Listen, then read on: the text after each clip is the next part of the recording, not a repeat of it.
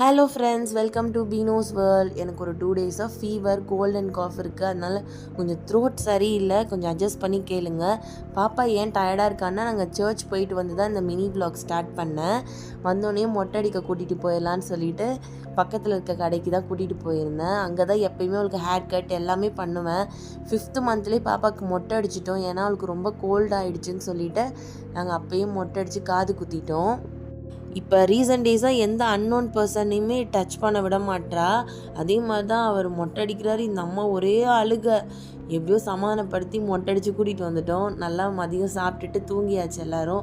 ஈவினிங்காக என் husband வந்து ஜூலூஸ் pizza order பண்ணியிருந்தாங்க. ரொம்ப டேஸ்ட்டாக இருந்துச்சு. உங்களுக்கு இந்த வீடியோவில் பார்க்கும்போது தெரிஞ்சிருக்கும். செம்ம சீஸி சிக்கன் கார்ன் போட்ட பீட்ஸா தான் வாங்கியிருந்தோம். நல்லா சாப்பிட்டுட்டு நைட்டுக்கு டின்னர் வந்து ஹோட்டல் தான் போயிருந்தோம்.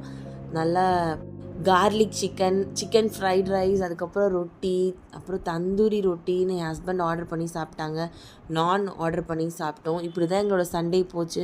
உங்களுக்கு இந்த வீடியோ பிடிச்சிருந்தால் லைக் பண்ணுங்கள், ஷேர் பண்ணுங்கள், சப்ஸ்கிரைப் பண்ணுங்கள். பாய்.